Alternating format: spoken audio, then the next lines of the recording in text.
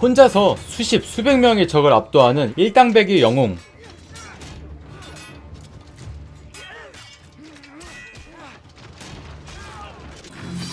아니면 아예 그냥 판타지죠. 애니메이션이나 만화 속에나 나오는 막 특수한 능력을 쓰는 영웅.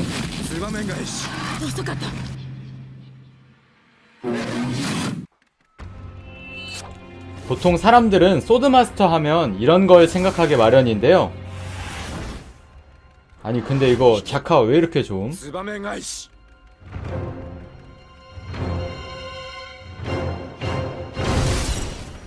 이 소드마스터라는 게 판타지에만 존재하는 것이 아닌 엄연히 현실 속에, 역사 속에 존재했던 개념인데요.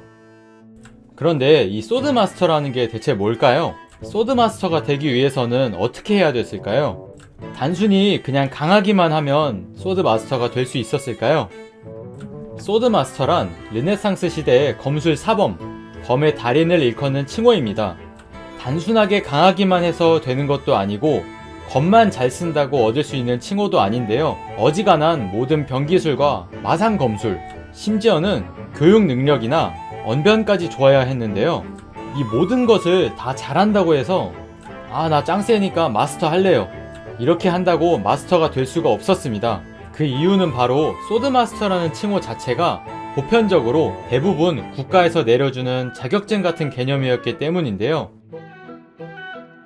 이 소드마스터가 되기 위해서는 거쳐야 하는 단계와 절차가 있었습니다. 나라별로 그 과정이 조금씩은 다르지만 자세하게 남아있는 경우를 말씀드리자면 일단 스콜라 7년, 프리스콜라 7년, 프로보스트, 그 프로보스트 중에서도 경력과 재능 있는 사람을 까다롭게 엄선하고 검증하여 마스터의 자격을 부여했는데요. 황제가 직접 공인하거나 아니면 공인된 공공기관에서 엄격한 시험을 거쳐서 마스터의 칭호를 수여받는 경우가 대부분이었습니다. 보면 적게 잡아도 20년은 걸리네요. 그냥 한다고 되는 게 아니죠. 현대로 따지면 국가기관에서 공무원 시험 합격하고 3급 공무원 정도 되는 경력과 노력이 필요한 일입니다. 그렇기 때문에 현대에는 소드마스터가 나올 수 없습니다.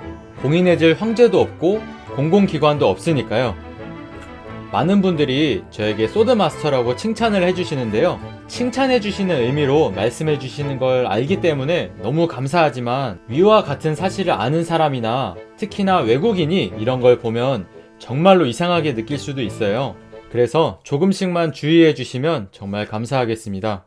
그렇다고 해서 또 뭐 남 유튜브에 가가지고 뭐 소드마스터라는 단어 쓰는 게 멍청한 행동인 거 알고 있냐, 뭐 상식이 있냐 없냐, 이런 거는 제발 하지 마세요. 이런 사실을 모두가 처음부터 아는 건 아니에요. 저도 맨 처음에는 검술 잘하면 다 소드마스터인 줄 알고 있었고 날 때부터 삼라만상을 터득하는 사람은 없어요.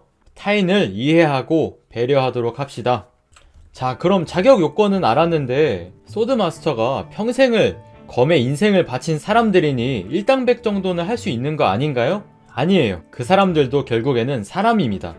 아무리 잘나도 아무리 못나도 사람은 사람이에요. 한계가 있다는 말이죠. 저희가 하는 롱소드 검술을 집대성한 인물 중에 한 명으로 유명한 요하네스 리히테나우는 이런 말을 했어요. 다수의 적을 만났을 때 도망가는 것은 부끄러운 일이 아니며 오히려 상황이 불리하면 도망가라고 합니다. 아무리 소드마스터라고 하더라도 1대 다수의 싸움은 굉장히 위험했다는 걸 알 수 있는데요. 마스터도 사람이에요, 사람. 다굴 앞에는 장사 없습니다. 특히나 긴 장병기를 들고 난전을 벌이는 전쟁터에서는 그냥 잘 싸우는 기사 1위예요. 와, 소드마스터가 왔다, 우린 이겼어, 이러면서 사람 한 명 때문에 형세가 역전되지는 않습니다. 전쟁터에서는 잘 싸우는 한 명의 기사보다 한 명의 총명한 지휘관이 더 영향력이 크겠죠. 전쟁터에서는 개인의 무력보다는 집단 전술, 전략, 진영 등이 훨씬 중요합니다. 그럼에도 불구하고 마스터들은 고인물 중에서도 고인물이죠. 개인 대 개인에서는 그야말로 세계관 최강자들입니다. 애초에 검술사에 남아있는 검술이라는 게 대부분이 도시 안에서 1대1을 상정하고 개발된 무술입니다.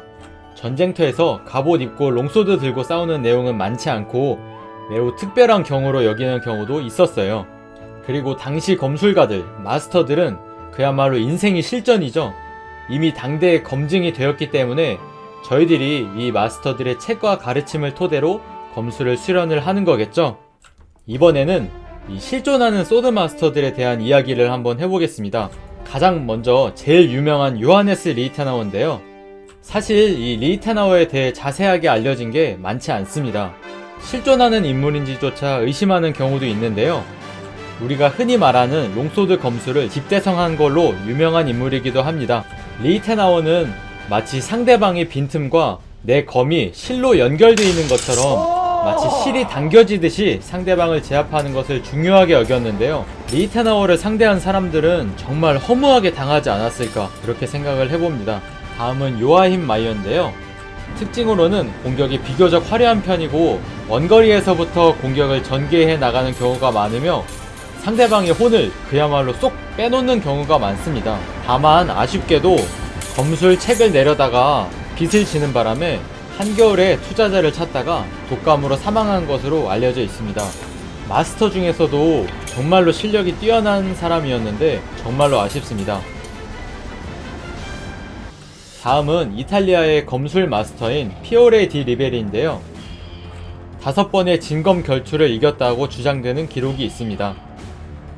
특징으로는 왼손을 이용한 손목수, 레슬링을 굉장히 강조했는데요.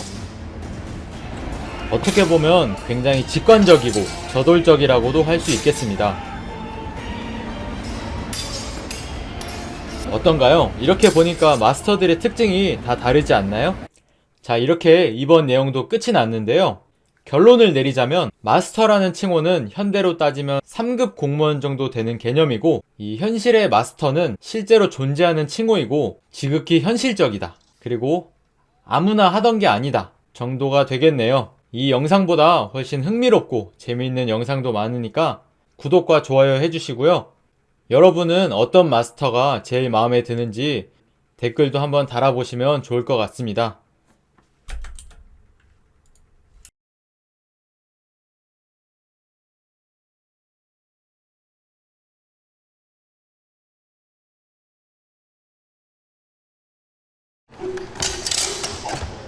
와, 아,